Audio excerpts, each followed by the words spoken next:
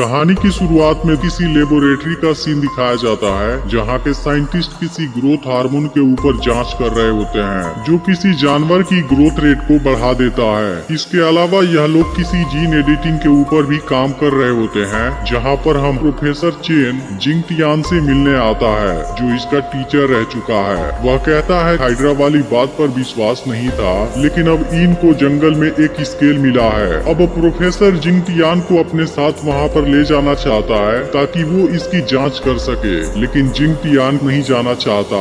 जिस पर प्रोफेसर कहता है अगर यह बात सही हुई तब यह चीज तुम्हारे जीन रिसर्च को कंप्लीट कर सकती है। यह सुनकर जिंग टियान इसके साथ जाने को तैयार हो जाता है और इनके साथ में कुछ और लोग भी होते हैं। फिर हम देखते हैं कि ड्राइवर बस को रोक देता है क्योंकि इनका रास्ता एक पेड़ से ब्लॉक होता है। फिर सब नीचे आकर पेड़ को किनारे करने लगते हैं। तभी इनको यहाँ की झाड़ी में कुछ हलचल नजर आती है, जिसके बाद सभी अपना अपना वेपन तैयार कर लेते हैं। लेकिन फिर पता चलता है कि जिंग टियान की स्टूडेंट है और मना करने के बावजूद भी यहाँ आ गई है। फिर यह लोग जैसे ही जाने लगते हैं हाइड्रा भी इनके पीछे होता है, जिसे देख इनका डॉग भौंकने लगता है। इसके कुछ देर बाद यह लोग जंगल में एक जगह पर उतर जाते हैं, जिसके बाद इनका ड्राइवर बस लेकर वापस आने लगता है। लेकिन तभी हाइड्रा यहाँ पर आ जाता है और फिर हाइड्रा इसको मार देता है। इधर बाकी लोग रात के समय एक जगह पर टेंट लगाते हैं जहाँ पर प्रोफेसर जिंग टियान से कुछ बात करने जाता है। प्रोफेसर कहता है लीन के साथ जो हुआ था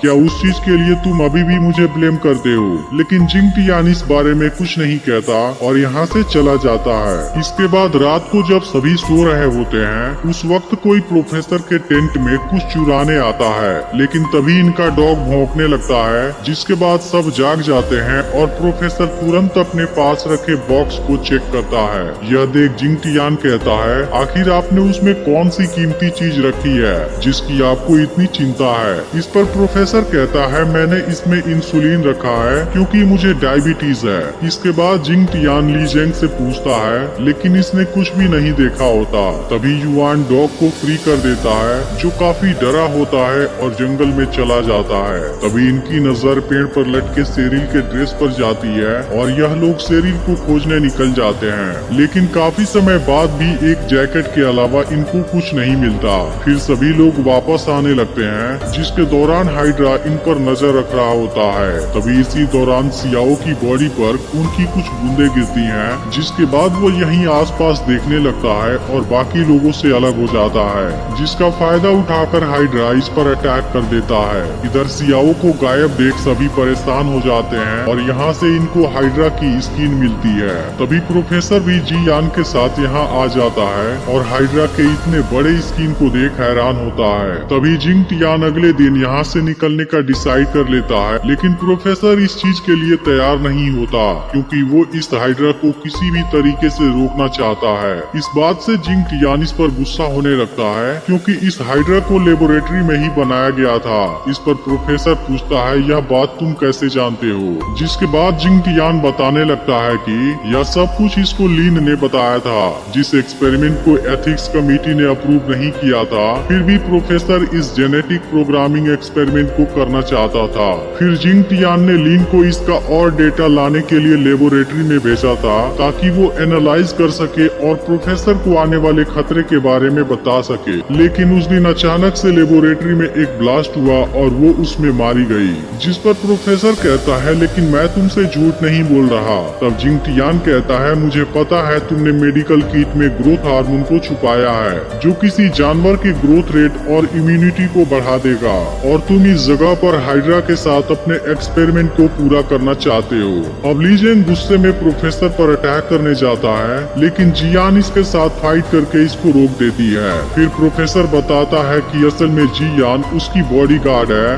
और वो ग्रोथ हार्मोन भी यहाँ पर लाया है, लेकिन वो इस जगह पर कोई एक्सपेरिमेंट करने नहीं आया बल्कि हाइड्रा को इस हार्मोन का ओवरडोज देना चाहता है, जिसके बाद उसकी मौत हो जाएगी। फिर प्रोफेसर ग्रोथ हार्मोन जिंग टियान को देने जाता है, लेकिन मेडिकल किट से गायब होती है। फिर अगले दिन प्रोफेसर जी यान के साथ यहीं पर एक झोपड़ी में रुकता है। फिर जी यान प्रोफेसर से कहती है वो सब तो चले गए, अब अकेले हम इसे कैसे मार पाएंगे, जिस पर प्रोफेसर कहता है वो यहाँ से बाहर नहीं जा पाएंगे। इधर जिंग टियान और बाकी लोग यहाँ से जाने लगते हैं। इधर युवान को अपने डॉग की आवाज सुनाई देती है और वो तुरंत इसे खोजने चला जाता है। फिर हम देखते हैं कि यह एक जगह पर छुपा हुआ है जो शायद किसी चीज से बहुत डर गया था। अब युवान किसी तरह से इसको बाहर निकालता है, लेकिन तभी हाइड्रा यहाँ से गुजरता है, जिसके बाद डॉग उसके पीछे चला जाता है। लेकिन अब युवान का बैग झाड़ी में फंस जाता है, जिसके बाद वो अपनी गन तक नहीं पहुंच पाता और हाइड्रा इसके डॉग को मार देता है। इसके बाद यह युवान की तरफ भी आने लगता है, लेकिन तभी जिंग टियान यहाँ आ जाता है और इसे शांत हो जाने के लिए कहता है। इसके बाद युवान भी फ्री हो जाता है और हाइड्रा को मारने उसके पीछे चला जाता है। लेकिन फिर अगले ही पल वो इस जगह से नीचे गिर जाता है और इसकी मौत हो जाती है। यह देख जिंग टियान को शक हो जाता है कि हाइड्रा ने इसे जानबूझकर नीचे गिराया, जिस पर लीजेंग कहता है यह तो एक सांप है, यह इतना स्मार्ट नहीं हो सकता। तब जिंग टियान समझाता है कि एक साइंटिस्ट जेनेटिक प्रोग्रामिंग से किसी भी जानवर को जैसा चाहे वैसे बना सकता है और इस हाइड्रा के साथ भी वही किया गया है। फिर जिंग टियान प्रोफेसर की बात याद करता है जिसने बताया था कि किसी ने मेरे एक्सपेरिमेंट को चुराया है और अब वो ग्रोथ हार्मोन को भी चुराना चाहता है ताकि वो इस जंगल में हाइड्रा पर अपना एक्सपेरिमेंट कर सके और जो भी है वो हमारे बीच से ही कोई है। इसके बाद जिंग टियान झूठ बोलता है कि मेरे पास ग्रोथ हार्मोन की दूसरी बोतल है जिसे मैंने ट्रैंकुलाइजर वाली गन में रखा है। इसके बाद यह लोग एक जगह पर पानी पीने रुकते हैं जहां इन चुपके से जिंग टियान की गन लेने जाता है, लेकिन अब जिंग टियान इसको रंगे हाथों पकड़ लेता है और समझ जाता है कि यही इनको हाइड्रा को मारने से रोकना चाहता है। अब जिंग टियान तुरंत इसे प्रोफेसर के पास लेकर आ जाता है जो समझ जाता है कि इसने जानबूझकर इनको यहाँ पर बुलाया ताकि वो इनसे ग्रोथ हार्मोन ले सके। फिर प्रोफेसर जिंग टियान से हाइड्रा को मारने की बात करता है, जिस पर जिंग टियान कहता है लेकिन अब तो हमारे पास ग्रोथ हार्मोन भी मौजूद नहीं है। इसके बाद प्रोफेसर समझाता है कि हाइड्रा के पास 9 सिर होते हैं, अगर उनमें से एक भी जिंदा रह गया फिर कुछ समय बाद बाकी भी जिंदा हो जाएंगे, इसलिए हमें बहुत चालाकी से उसे मारना होगा। इधर प्रोफेसर इन के साथ में झोपड़ी में रुकता है जबकि बाकी लोग ट्रैप सेट करने गए होते हैं। तभी प्रोफेसर को बाहर कुछ हलचल नजर आती है और वो चेक करने बाहर चला जाता है, लेकिन अब हाइड्रा इन पर अटैक कर देता है। अब इसकी आवाज सुनते ही सभी लोग यहाँ पर आते हैं, लेकिन इनको केवल प्रोफेसर दिखाई देता है और जमीन पर ब्लड पड़ा होता है। फिर प्रोफेसर इनसे बताता है कि मैं कुछ समय के लिए बाहर चला गया था, जिसके दौरान हाइड्रा ने इनको मार दिया, लेकिन अब इनको लगता है प्रोफेसर इन सभी के बीच दुश्मनी कराना चाहता है और इसी तरीके से एक एक करके सबको मारना चाहता है। जिसके बाद जी यान से इनकी फाइट भी हो जाती है, लेकिन लास्ट में जिंग टियान इसे इंसुलिन का डोज लगा देता है, जिसके बाद इसे चक्कर आने लगते हैं और फिर यह लोग दोनों को इस जगह पर बांध देते हैं, जबकि खुद हाइड्रा को पकड़ने चले जाते हैं। अब कुछ समय के बाद हाइड्रा आकर खरगोश को खाने लगता है। फिर मौका पाकर जिंग टियान इसे ट्रैंकुलाइजर लगा देता है और फिर इसे जाल में कैद कर देते हैं, जिसके बाद हाइड्रा पूरी तरह से इनके कंट्रोल में आ जाता है। इसके बाद चेंग इस पर गुस्से में फायरिंग करने लगती है क्योंकि इसने सियाओ को मारा था। फिर जिंग टियान इसे यहाँ से ले जाता है और शांत कराता है, जबकि ली जेंग हाइड्रा के सिर को शूट करने लगता है। फिर लास्ट में हाइड्रा का केवल एक सिर बचा होता है, लेकिन ली जेंग इसे शूट करने में देरी कर देता है, जिसकी वजह से हाइड्रा जिंदा होने लगता है और इस पर अटैक भी करने लगता है। यह देखते ही चेंग इसकी आंख पर फ्लैश लाइट डालने लगती है, लेकिन अब हाइड्रा का एक और सिर भी जिंदा हो जाता है। फिर ली जेंग खुद फ्लैश लाइट ले लेता है और हाइड्रा को डिस्ट्रैक्ट करने लगता है। वहीं जिंग टियान फिर से हाइड्रा को मारने जाता है, लेकिन अब इसकी गन काम नहीं करती। इधर अब हाइड्रा के सभी सिर जिंदा हो जाते हैं, जिसके बाद ली जेंग इसमें बुरी तरह फंस जाता है, लेकिन अब जिंग टियान इसकी कोई हेल्प नहीं कर पाता और हाइड्रा इसको मार देता है, जिसके बाद जिंग टियान और चेंग यहाँ से भाग जाते हैं। इधर जी यान अपना हाथ खोल लेती है और फिर प्रोफेसर को भी फ्री कर देती है।